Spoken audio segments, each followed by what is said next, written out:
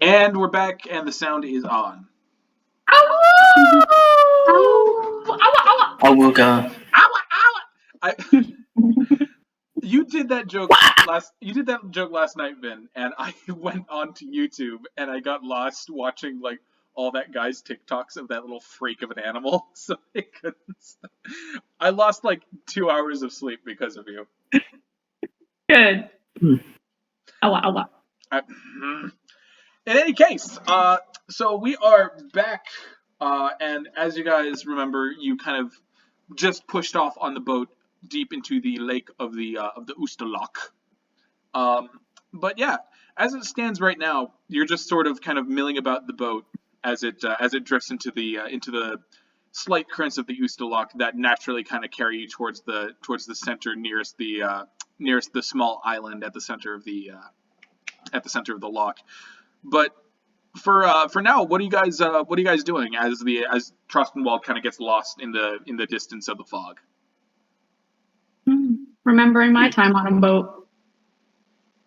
I hate fogs. I could have probably helped Ozla a little bit. Just a little. Gesh is just looking around for whatever the certain thing. Fenkin hanging over. Yeah, what did you say? 6? Oh, I'm saying that Oz is fishing. Laying over the railing, the edge of the boat, and just like kind of staring down at the water, feeling sick. While this is happening, Borgub's kind of like reaching up and patting your back, Fenkin, just kind of like trying to do the best he can to help you out. Maybe casting like a bit of cure wounds to like make you feel a little balanced out before you start feeling sicker and sicker again. And he's just like, oh, okay, all right. But as this is happening, kind of an hour passes, Gesh, as you're looking over the water, and you don't really see anything. You do find that the wildlife in the Loch is quite a bit bigger than like it would normally be. You see what for a moment looks like a shark going by the boat, but you soon realize it to be instead a sturgeon, not a surgeon. Yeah, it's a surge in the water, as you usually see. You also see quite a few like huge salmon and the like. Oh God! Yeah. Flashbacks. And as you guys are at the railings of the boat, there's kind of like a break point at the railings so that a net can be like dropped in from the deck and then pulled back out. And you guys watch. Anybody who's watching Nilo at the time. Nilo and Princess are kind of like pause over the edge watching into the water, and every now and then Nilo will like slam a huge paw into the water and like bring out a fish, which he'll plot down on a pile next to him, which Princess is happily snacking from. My boy. It's my boy. But yeah, you guys are free to walk around, talk, do ship things. And by ship things, I mean both related to things and boat things. Yes, thank you. He's immediately, I'm going to go talk to Dhuur'in. Actually, I will go lean on Gesh. Okay, Gesh, do you want to say that you're at the front part of the boat, the bow, I think it's called? The bow of the boat? Stern of the boat? Bow of the boat? The bow. Yes. Okay. Do the Titanic thing. Yeah.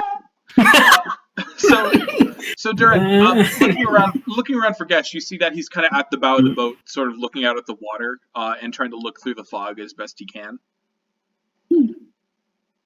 I go up, and I go shoulder to shoulder. No words. I say nothing. I do not announce my presence.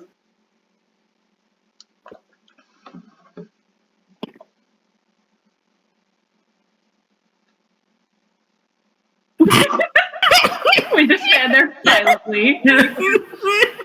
What's that one meme from Brooklyn Nine-Nine? Have fun. I've demanded it. We are having fun. It's like, why is no one having fun? I specifically requested. No, that's the one. That's the one.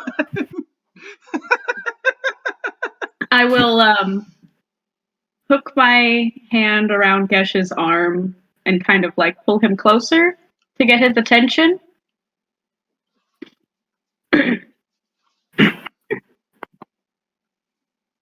Fenkin thinks you are a cruel man. I know this to not be true. He can think what he likes. It doesn't matter. It is what you present to him.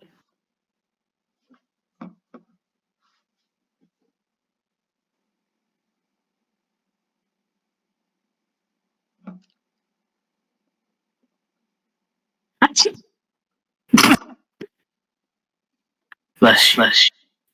Me and Connor, we make a whole like meal. I have my coffee and he has the bread.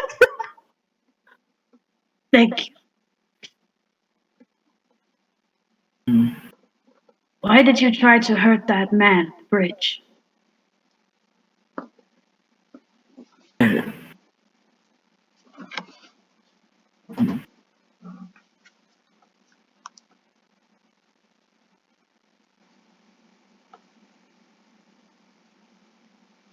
Do you feel as though you have to be dangerous? I am dangerous. Yes. And so am I. But you do not need to display it needlessly.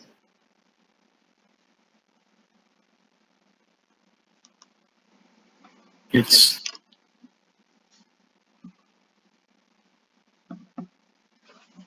how it was an obstacle. It felt like an obstacle. To get what you... But there are easier ways. I am still learning. I know you are smart.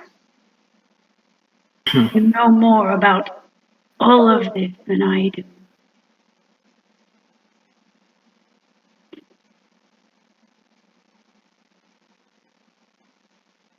You do not have to approach every obstacle with aim.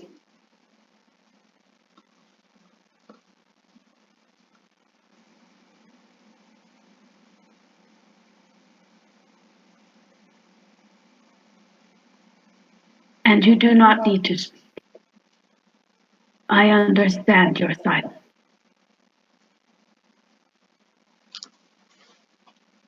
And I give him a pat on his chest.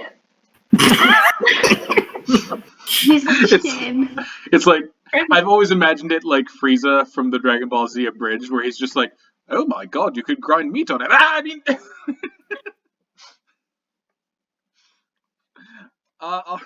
alright.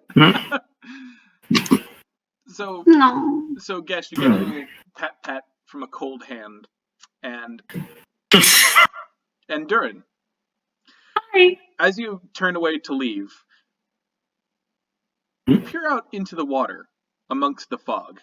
It's almost like a cloud has nestled on a dusky mirror. That's what the water looks like.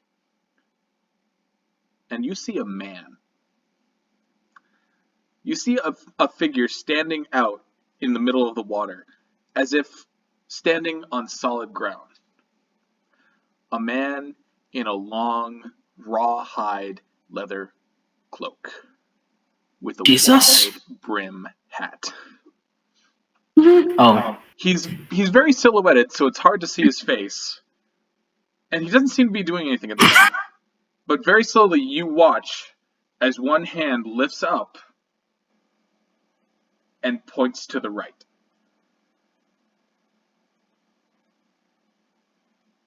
There! There! We must go there! Where is there? There! Over there! You guys all look up to see Dhuur'in just like pointing out a certain direction at the water. I'm pointing to the right, where the man was pointing. Are you sure, mate? It looks kind of calm over there. I'm sure! Okay. I'll go turn the boat then. And she goes to turn the boat. I'll come help you, Miss Highhill. Okay. The pair of them just like turning it one side each. Yeah, you guys are leaving the toddlers essentially to like run the whole ship. Well, I mean, she's the one with the most experience. Yeah, so. But as the sail creaks and turns, you guys feel the ship begin to lurch the direction that Gesh was pointing, and Dhuur'in was pointing. That Dhuur'in was pointing. Sorry. And Dhuur'in, as you look back up from Ozla to look towards the man on the water, you see he's no longer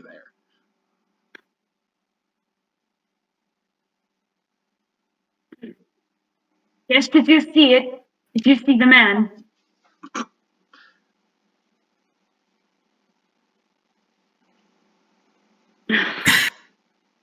No, I didn't. I'm sorry. Fine.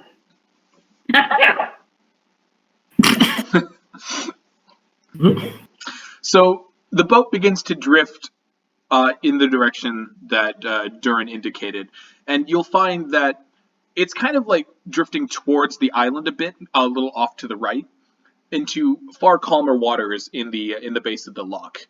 And Gesh, you'll notice Gesh and Fenkin, probably more Fenkin than Gesh because Fenkin's kind of just like facing directly into the water. There doesn't seem to be as many fish kind of like swimming beneath the depths of the cold water in this particular area of the loch.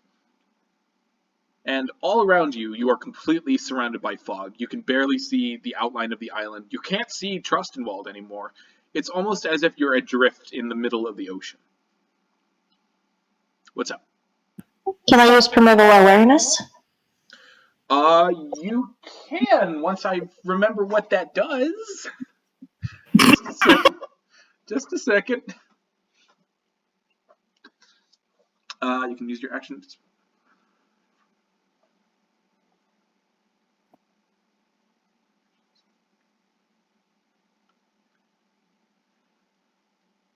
Yes, you can.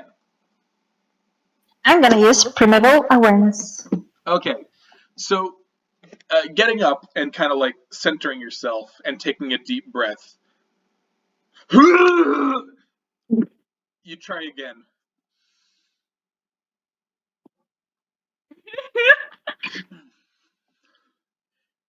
And anybody who's nearby Fenkin, you watch as Fenkin closes his eyes, and when they open, they're slitted, like a cat's eyes. Slitted and blue, very similar to Nilo's. And as you open your mind to the region around you, Fenkin, you don't feel anything out of the ordinary. You don't sense anything truly aberrational. You don't sense anything truly wrong in the waters. All you sense is a strange stillness. Until finally, something bumps the bottom of the boat. You feel it beneath your feet. You feel the entire ship shake. Not very much, but just a little jostle. Everybody, something is wrong.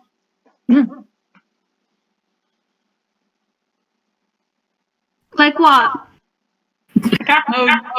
I believe something is underneath the boat. Something big.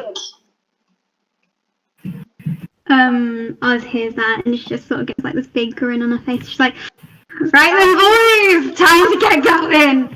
Why don't you pull the mainsails down? Why don't you come down below deck with me? We're gonna get this fucker. Which one's the mainsail? Pull the mainsails. Mainsail's the big long rope right in the middle. Just go pull on it and it'll go back up. Yes, ma'am. And he runs over to grab the rope and start like pulling it down. I'll help him.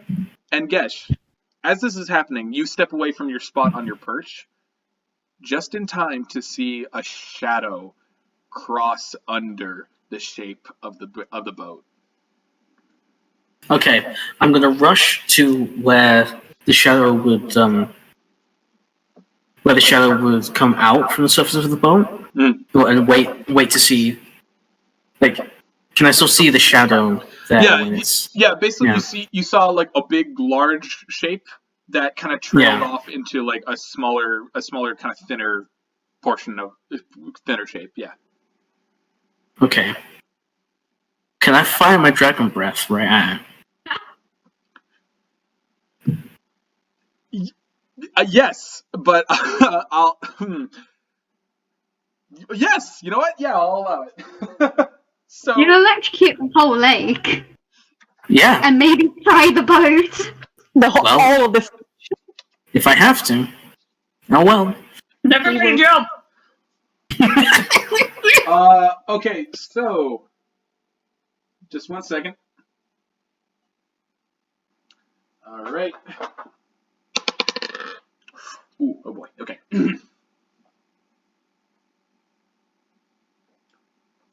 And let me get my dice.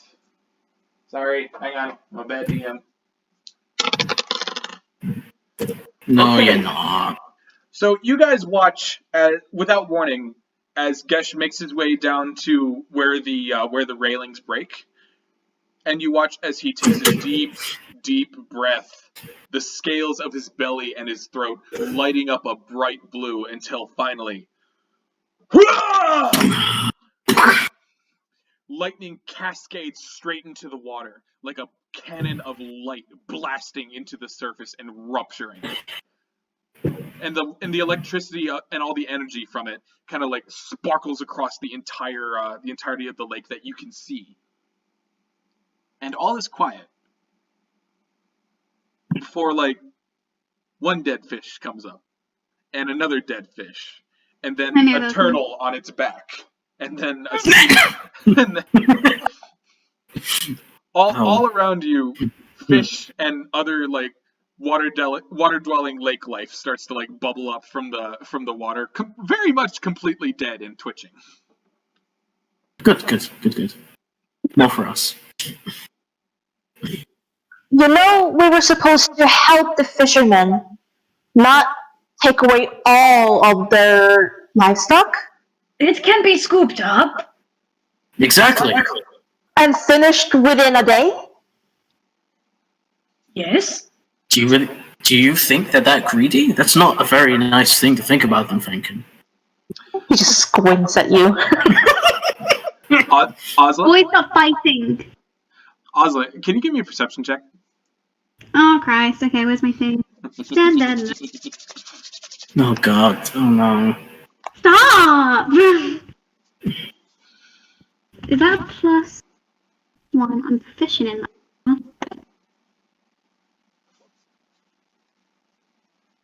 I don't even want to say it.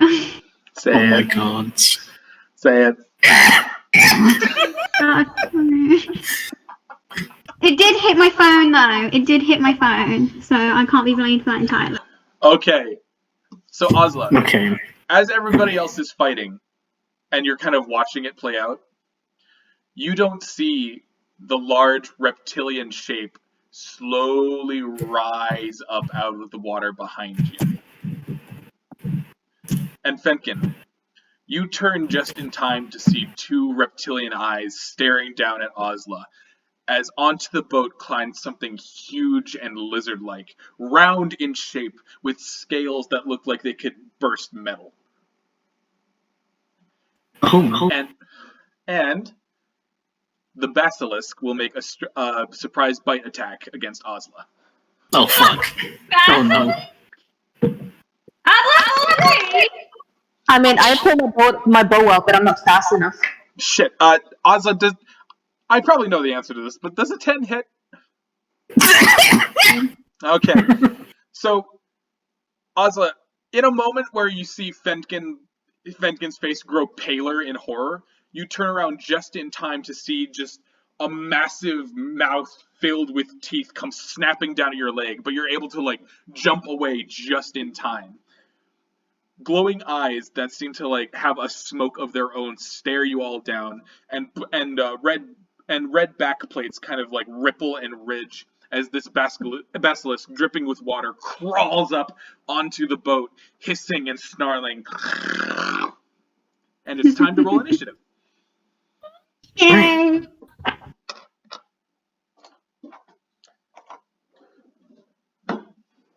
Where's all my paper? Oh. All right. As soon as I said basilisk, I saw Vinn's face go from. My initiative. 12! I think that's my best initiative roll yet. Oh, I almost wrote Nox. Oh. What's coming, baby? Look at you. Fucking gecko. Our fucking Neko. Okay, so what did everybody get? Shit. Well, What did you get, Ethan? Gesh got shit. And what did you get? 13. 8. I got an 8. I got the. Okay. I got 7. Was a good one. And what'd you get, Gesh? Yeah. 8. 8. 8? Just 8?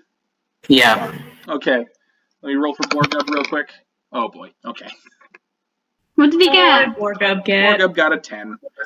Which means the basilisk is going first. Yay, we're all doomed.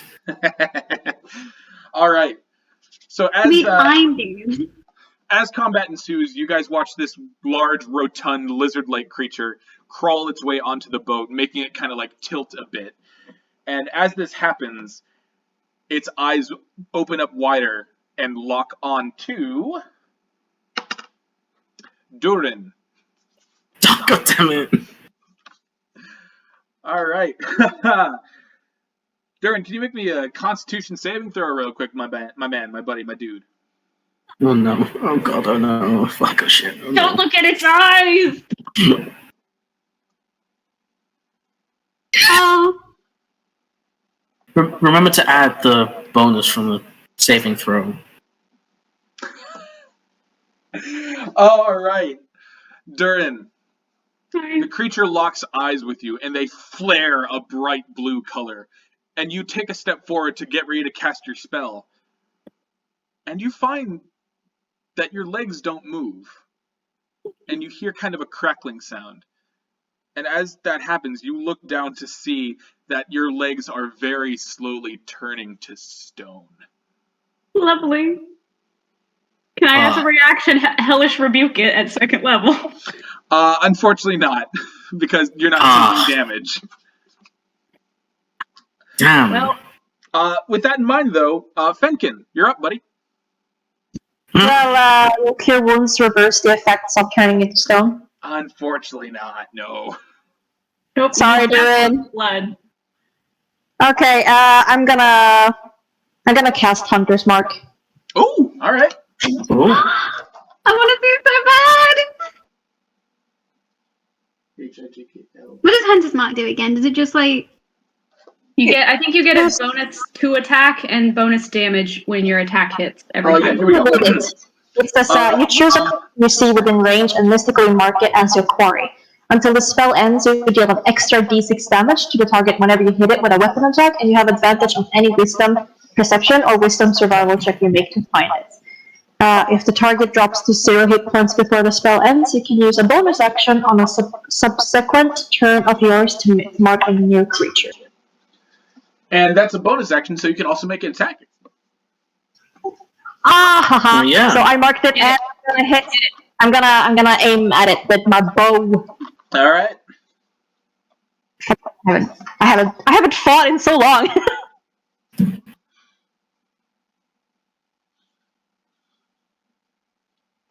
18. 18 hits. Yes. So then I do my damage and then I add another d6 damage. Right. That's correct, yeah. Okay. That means you rolled an 11. Fucking Rangers, man. Jesus. Archery is one of those crazy feats where it's just like, I know I'm only level 1, but I will never miss. Ever. I bet you never miss, huh? Bet you didn't guess, yeah. Possibly I only did 4 damage. With your D6? I got a 1 on my first, and then I got a 3 on my after that. Oh my god. Because I don't add anything to it, I only add to my attack roll. Because I don't have any extras on my damage. Oh, good. Well, you add your dexterity to your attack. I do what? You add your dexterity to your attack. No, so what is it when you add your dex? No, but doesn't she have disadvantage? No, it's just on dexterity checks. 4, 5, 6, 7. Then it's 7 damage. Okay. Damage is damage. Oh, yeah. And y'all are about to lose your glass cannon. Fuck. Oh, good no! Okay. You have a nice drow statue. So with much more focus now that you have Hunter's Mark applied, you're able to draw your bow back and almost without even aiming, land your arrow directly in the center of the creature's forehead, which makes it flinch a little bit, and it hisses and it turns its gaze at you.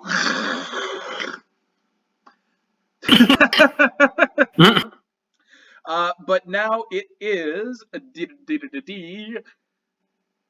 Dhuur'in, you're up, buddy. How quickly am I turning to stone? Let me take Am I stone? Wait, I thought you had a turn. So Oh, no. So how it works is you're restrained right now. And at the end of this turn, you must repeat your Constitution saving throw, or otherwise be turned to stone. Cool. Okay. Chance. And let me see what I can do. Shame we don't have any bardic inspirations to give out. Or any extra bows. Yeah. Mom, it's just me, boo. I'm sorry. Celeste's very smart creatures. No, fuck it. I'll just Eldritch Blast it. Okay. Are you going to turn stone? While shouting, don't look in its eyes! 19 to hit. Oh yeah, 19 hits. Sorry, my brain fucked itself.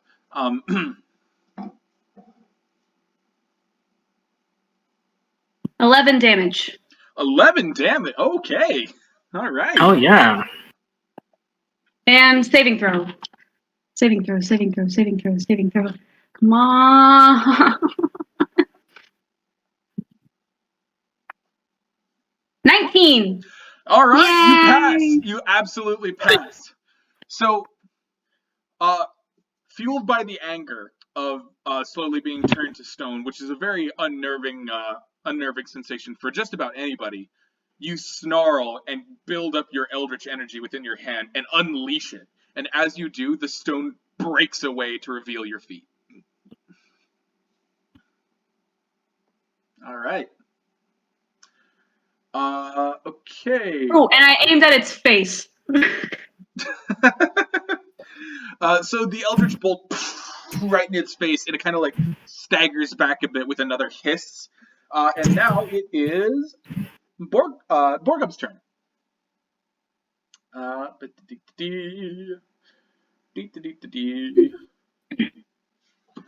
Give me 1 second here. Sorry, hang on. Ban DM.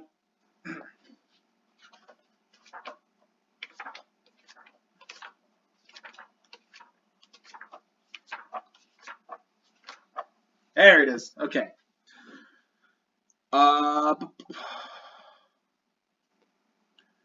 Christ. All right.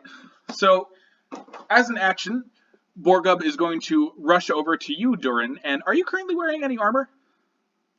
I think I have like leather armor, but my AC is 13. Okay. So, as the stone breaks, you're able to look over and see Borgub suddenly rushing to you, and you see his eyes are glowing orange with like almost like molten metal, and he brings out one gloved hand, which is also glowing orange. And before you can react, he pushes it right against your foot, against your belly, and you hear him shout, "Volendrang!" And instantly the leather coalesces and turns into metal. And for the next hour or so, or until he goes to sleep, your leather armor is +1 and magical for the purposes of overcoming resistance. So my AC is 14 now? I believe. Let me double check that. I might have fucked the horse on that one. Hang on. What? Just saying shot. If you're saying shot, you could just said shot the horse, and it would have been much. It becomes a magic item, granting a +1 bonus to AC. Oh yeah. So you suddenly feel like your leather armor grow harder and warmer around you. Thank you. Unfortunately, that is the end of Borgup's turn, which brings us to Ozla, to Gesh, not Ozla. Sorry, Ozla. Gesh! Okay. So.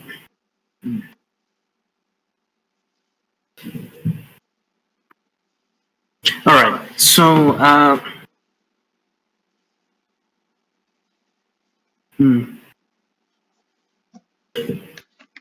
Yeah, I'm gonna go for my I'm gonna go for my attack, and yeah, can I activate the? Do I have to do an attack first and then activate the astral arms, or can I just activate the astral arms whenever? I believe you have to burn a key point for that. Let me take a look. Well, yeah, but I mean, Let me just get myself to Way of the Astral Soul Monk, otherwise known as the D&D developers watched a lot of JoJo before working on the next book. Okay, I get it. You want to keep making the JoJo jokes. JoJo. I'll get. Yeah, I'll make time stop. I'll do DO, whatever. You know. Your mastery of your key allows you to summon a portion of your astral self. As a bonus action, you can spend 1 key point to summon the arms of your astral self. When you do so, each creature of your choice that you can see within 10 feet of you must succeed on a dexterity saving throw or take force damage equal to 2 rolls on your martial arts die. For 10 minutes, these spectral arms hover near your shoulders or surround your arms. You determine the arm's appearance, and they vanish early if you're incapacitated or die. While the spectral arms are present, you gain the following benefits. You can use your wisdom modifier in place of your strength modifier and make strength checks and strength saving throws. You can use the spectral arms to make unarmed strikes.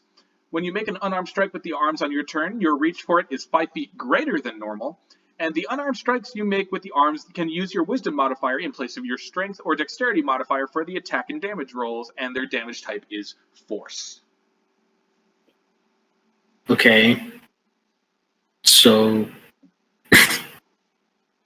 if I did an attack and that hit, and then I did an unarmed strike as well, would I still be able to do the astral arms? Or yeah, because summoning the arms itself, that's a bonus action.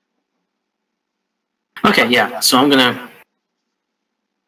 Yeah. So after I get those done, I'm gonna summon the astral arms. So Okay. he's gonna straight in. He's gonna try and. Is it gonna take an action for me to make the staff into a spear, or No. That's just like a button. So basically, how your spear works is when you hit with it, you choose whether or not whether you deal bludgeoning or slashing damage. Right. In this case, it would be slashing damage because so the spear's out and it's gonna go straight into the eye of this thing. Okay, so One of the eyes. He rolled a 2 on his dexterity saving throw for your astral arms, so he's definitely taking some damage first. So go ahead and make 2 unarmed attack rolls. Yeah.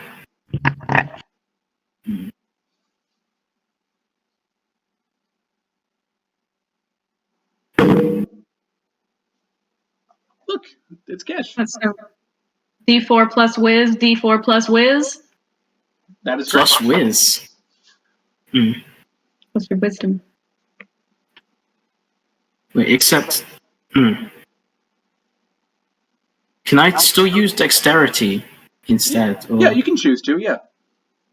Yeah, because I dexterity modifier is higher. So. Well, good.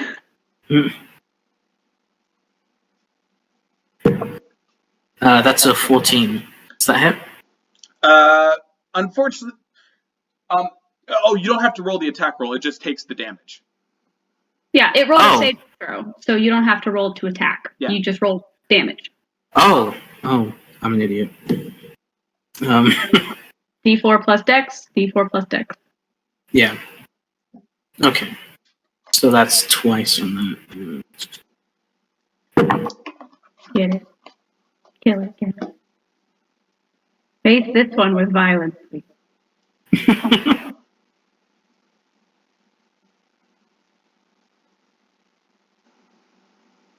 Yeah, okay, so the first one was a 7.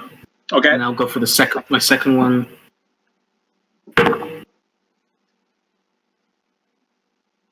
I got 6. Okay. Wow. So that's a total of 7, 8, 9, 10, 11, 12, 13 damage. So Okay. you guys watch as Gesh charges the creature, and suddenly 2 more arms grow from his shoulders. 2 phantasmal arms of lightning that suddenly flash out and hit either side of the creature with twisting punches that crackle with lightning energy. And it takes 13 points of damage, and that's Right. not even his regular attack. He still has an attack to do. Yep, I still have my attack. Get it, Gesh. Yeah, so I'm gonna... Hey, Yeah, so I'm gonna roll for that. Okay. Uh, Fucking monks, man. monks are great. Yeah.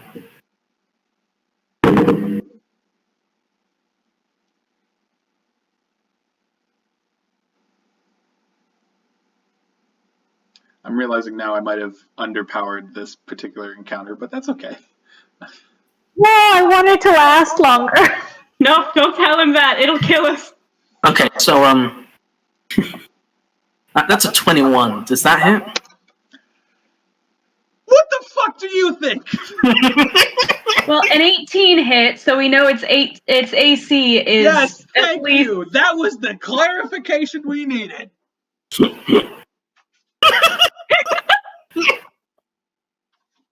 Okay. Yeah. Yeah. So I'm gonna roll my damage for this, and then I'm gonna do the unarmed strike stuff. Yeah, fucking. Wait, your unarmed strike is a bonus action, right? And you already used your bonus action to summon your arms? No, I can do another one after my regular action, anyway, isn't it? Or Oh shit! if I hit, Your unarmed strike was your bonus action. I thought if I hit, then I'd get an unarmed strike. Let me double check that because if it just says you can, if it just says you can make another attack, then you can make another attack. If it says you have to if it says you have to burn a bonus action, then yeah, that. Let me. Right. Okay. I'm paying attention to action economy. See, this is where my Pathfinder expertise comes in handy. Yeah, make an attack. So unfortunately, you can't make another bonus action right this time around. Damn. Okay. What damage dice would I choose again?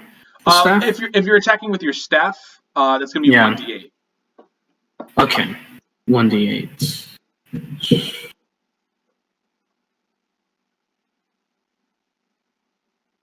Yeah, this is a 1d8. That's a 1d8. I'm pretty sure. Okay, good. Oh, dude, we have the same dice set, I think. Yeah. Was that the one I showed you? Cool.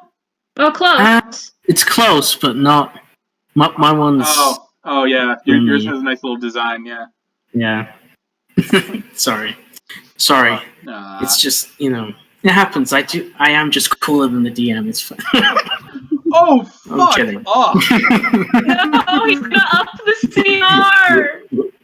I'm kidding. Anyway, I love you, Connor. I love your dice, Connor. So, Connor, please. Okay. Connor, no! We can't handle that! Shit. Connor, no! I'm begging!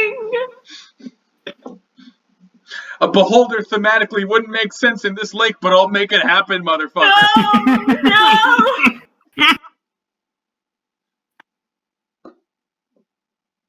No!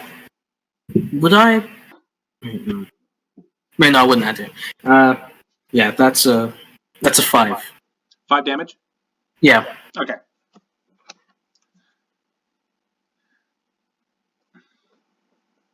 That's 13 and 5, which is a something, because maths, not great, as you all know. So as soon as the basilisk kind of like shakes its head, recovering from the punches, it looks up just in time for you to like bring your weapon down and just thump. And this is a metal staff too, so you guys can like hear the sound of bone crunching and the metal kind of like reverberating in the air. It's not a great sound. But Ozla, it is now your turn, Ozla. Hi. Hi. Connor, Sophie. I would like to rage, please. Yeah! Oh my god, let me get my notes. Hang on. Where's my shit? You tried to turn Dhuur'in into stone. You gotta protect your glass cannon. That's it. I gotta go fucking apeshit. That's our fucking twink. One of our twins, but yeah. One of our twinks. We need the collector's edition twink. We already have pastel goth twink and goth twink. Oh, he's cottage core twink. Cottage, yeah. Okay, so you're activating your rage, which also I'm assuming you're activating your storm aura as well. I am. Okay. Christ. I'm sorry. Get it. I'm sorry. Just kick. It'd be great if we just killed it this turn. So basically, what happens is when Ozla goes into a rage and activates her storm aura, once again, a creature has to make a dexterity saving throw, and the target takes 1d6 on a failed save, or half as much damage on a successful one, and the damage increases over time. Okay, he passed because that's a 19 right there, Ozla. So unfortunately, only taking half damage as you shout and activate your rage. But you guys watch as Ozla stomps her foot with shield and hammer in hand and shouts to the sky, and there's an audible thunderclap as her eyes glow bright blue and lightning plays across her arm. Hey, you're stealing my thing! All right, Ozla. The one of the thieves. What you doing, babe? I am going to attack with my warhammer. Good old trusty true. All right. And I'm gonna roll. Okay, that's gonna hit, but like 24. Was that a natural 20 you rolled? No, I rolled 18, and then I added my strength and then my proficiency. So 24. Yeah. Oh yeah. Yeah. It's okay, Connor. You know, And remember, it happens. In rage, you deal an extra +2 damage, Ozla.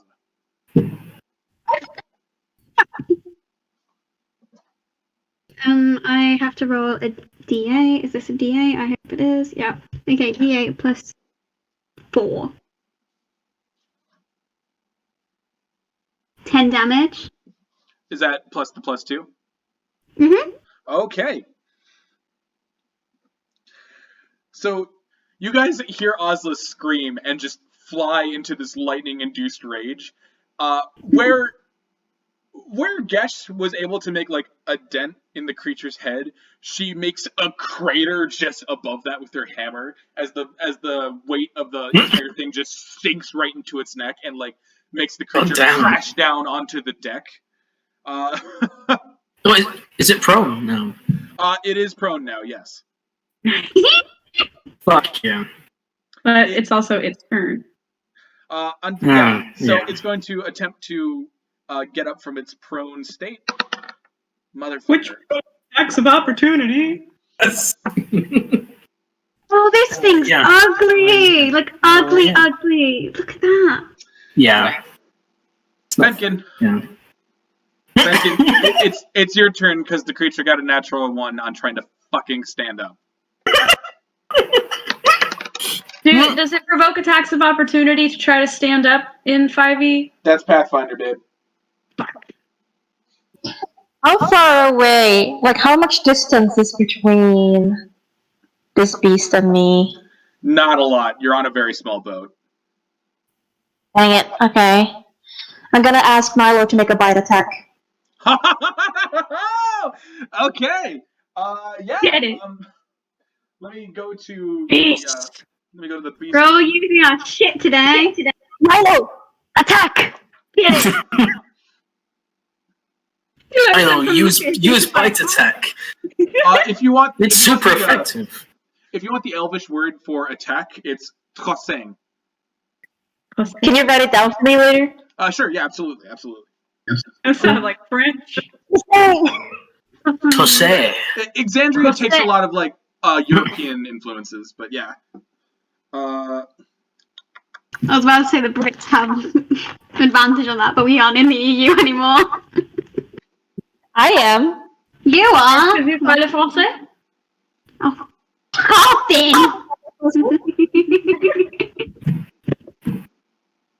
Okay. Oui, baguette.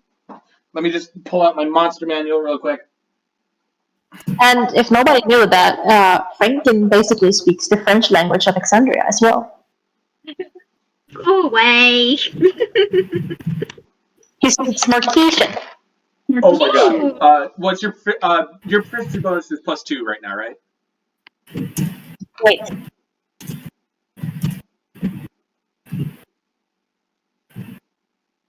Yeah.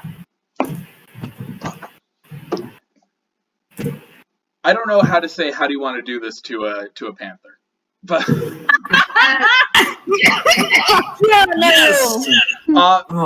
But as you guys kind of get yourselves ready for another attack, you suddenly watch as a flash of white lands right onto the basilisk, and in just like a wretched, horrible scene of gore, you watch as Nilo sinks its teeth into the creature's flesh, which makes it hiss out loud and its eyes burn bright blue. And with an incredible feat of brawn, Nilo puts one paw on the bridge plates on the back of the creature, one paw on the creature's like foot, and tears the head off with its fangs. The entire body goes limp, and it like slides slowly off the boat as the boat kind of like levels itself back out. And Nilo now, what's that? We have the head? You have the head, yes. But it's with Nilo right now, so you can go ahead and try to take something away from a panther. But congratulations! You killed a basilisk somehow! Oh, you know. Well, you know, all in a day's work. What was the hell from that thing? Fenkin walks up to Nilo and just like strokes along his back. He's like, and he whispers like, "Thank you," but in Elvish. Nilo, unfortunately, is totally ignoring you because he's like ripping into the neck meat and just. Don't eat all of it. Yes, save something for us.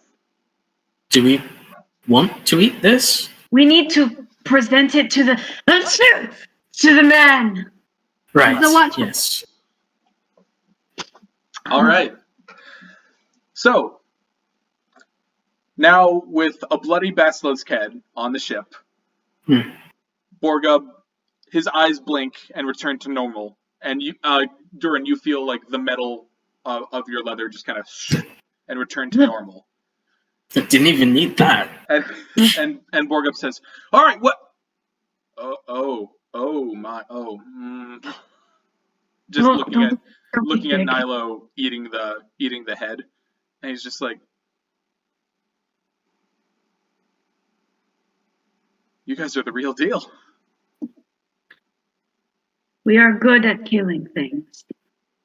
Evidently. Yes. And with that, we will leave off today's game. What?